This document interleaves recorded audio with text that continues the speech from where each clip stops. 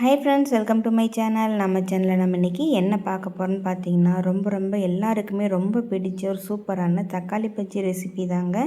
ஈஸியாக எப்படி செய்கிறதுன்னு பார்க்க போகிறோம். நம்ம வீட்டிலலாம் கண்டிப்பாக இதை ரொம்ப பிடிக்குங்க எல்லாருக்குமே. உங்கள் வீட்லேயும் பிடிச்சிருந்தா மறக்காமல் கமெண்ட்டில் சொல்லுங்கள். ரொம்ப ஈஸியாகவும் சுலபமும் தக்காளி பஜ்ஜி ரெசிபி எப்படி செய்கிறது நம்ம இந்த வீடியோவில் பார்க்கலாம் வாங்க. தக்காளி பஜ்ஜி செய்கிறதுக்கு வானலில் கொஞ்சமாக எண்ணெய் விட்டுட்டு எண்ணெய் காஞ்சதுக்கப்புறமா ஒரு ஸ்பூன் அளவுக்கு கடுகு சேர்த்துக்கலாம். கடுகெல்லாம் பொரிஞ்சதுக்கப்புறமா ஒரு பெரிய சைஸ் பெரிய வெங்காயமாக எடுத்து அதை நல்லா கட் பண்ணிவிட்டு நம்ம அது கூடவே சேர்த்துக்கலாம். இப்போ வெங்காயத்தெல்லாம் எண்ணெயிலே நல்லா இந்த மாதிரி வதக்கி விட்டுடலாம். இப்போ இது கூட ஒரு கொத்து கருவேப்பிலை 7-8 பூண்டு தட்டி நம்ம இது கூட சேர்த்துக்கலாம். பூண்டு அப்படியே சேர்த்துலாங்க. அதை விட தட்டி சேர்த்துறப்போ அதோட சாரெல்லாம் நல்லாவே குழம்புல இறங்கி நமக்கு நல்லா டேஸ்ட் கொடுக்கும். அதுக்காக நம்ம தட்டி சேர்த்துறோம். இப்போ பூண்டு வெங்காயம்லாம் நல்லா எண்ணெயிலே பச்சை வாசனை போகிற அளவுக்கு நல்லா வதக்கி விட்டுடலாம். இதெல்லாம் வதங்கினதுக்கப்புறமா ஒரு 7-8 தக்காளி பெரிய சைஸ் தக்காளியாக கட் பண்ணி எடுத்து வச்சுருக்கேன். அதையும் நான் இது கூடவே சேர்த்துக்கிறேங்க. இல்லை தக்காளி அதிகமாக வேணுனாலும் நீங்கள் அதுக்கு தகுந்த மாதிரி சேர்த்துக்கோங்க. தக்காளி எல்லாம் சேர்த்துட்டு நல்லா இந்த மாதிரி வதக்கி விட்டுடலாம். தக்காளியெல்லாம் நல்லா வதங்கி வரணும்.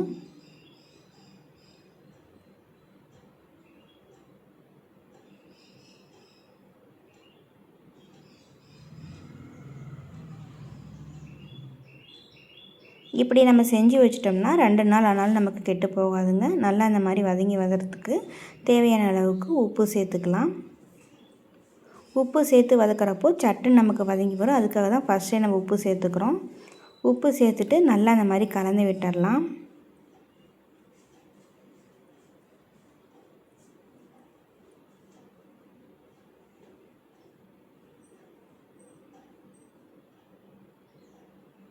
கலந்து விட்டதுக்கப்புறமா இப்போ தேவையான அளவுக்கு மஞ்சள் தூள் ஒரு 1/4 ஸ்பூன் அளவுக்கு சேர்த்துக்கலாம்.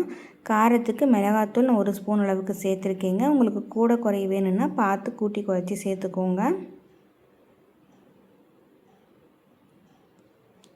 இப்போ இது கூடவே சாம்பார் தூள் 1 ஸ்பூன் அளவுக்கு சேர்த்துக்கலாம். இது எல்லாத்தையும் சேர்த்துட்டு நல்லா இந்த மாதிரி கலந்து விட்டுருங்க. இந்த மாதிரி தண்ணி மாதிரி இருக்கிறதெல்லாம் நமக்கு நல்லா சுண்டி தக்காளி பஜ்ஜி நல்லா அந்த எல்லாம் ஒன்று சேர வரணும்.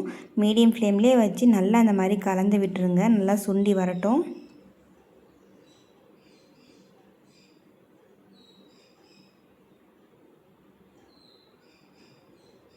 இப்போ பாருங்கள், நம்ம ஃபஸ்ட்டு இருக்கிறதுக்கும் இப்போ இருக்கிறதுக்கும் நல்லாவே தக்காளி பஜ்ஜி நமக்கு தயாராகிடுச்சு.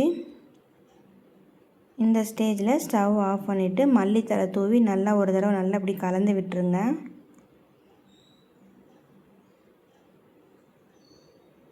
அவ்வளோதாங்க. ரொம்ப சிம்பிளாக சூப்பராக தக்காளி பஜ்ஜி ரெசிபி எப்படி செய்கிறதுன்னு நம்ம இந்த வீடியோவில் பார்த்தோம். இந்த வீடியோ உங்களுக்கு பிடிச்சிருந்துன்னா மறக்காமல் நம்ம சேனலை சப்ஸ்கிரைப் பண்ணிவிட்டு லைக் பண்ணிக்கோங்க. அப்படியே உங்கள் ஃப்ரெண்ட்ஸ் அண்ட் ஃபேமிலிக்கும் ஷேர் பண்ணி விடுங்க. இதே மாதிரி இன்னொரு வீடியோவில் நம்ம நெக்ஸ்ட் டே பார்க்கலாம். தேங்க்யூ.